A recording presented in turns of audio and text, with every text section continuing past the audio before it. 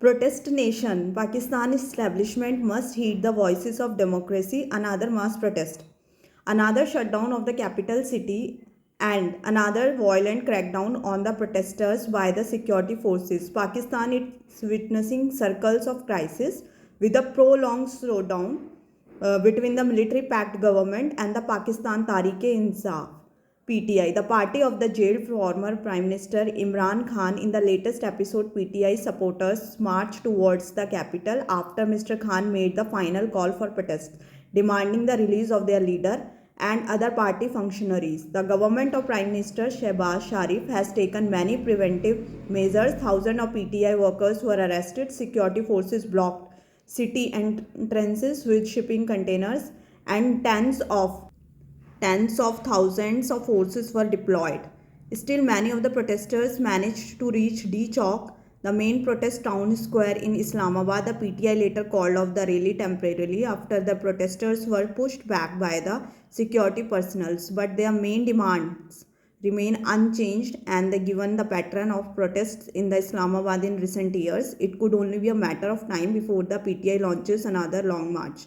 Mr. Khan, in jail for more than a year, has a list of grievances. Once a favorite of Pakistan's powerful establishment, he had back-to-back political and legal setbacks after the falling out of favor with the journals in 2022.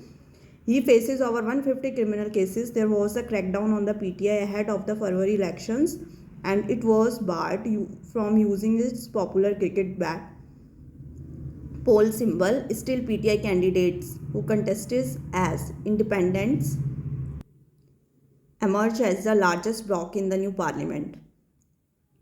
The Pakistan Muslim League Nawaz and the Pakistan People's Party joined hands with smaller parties to form a coalition government with the establishment's blessings. Mr. Khan says the election was rigged and the cases against him politically motivated. Despite the crackdown, the PTI possesses enormous street power, and Mr. Khan's call from jail to protest have set the country towards a prolonged slowdown. And this is happening at a time when Pakistan, which has entered into a deal with the IMF for a $7 billion bailout package, is struggling to stabilize an economy battered by hyperinflation, a falling currency, and depleting reserves. Political instability is making the painful economic recovery even more complicated. The military and government have so far taken a no compromise approach. Their attempts to break the PTI and Mr. Khan's political base have barely been successful. Mr. Khan has proved that he can continue to challenge the establishment even before within his jail.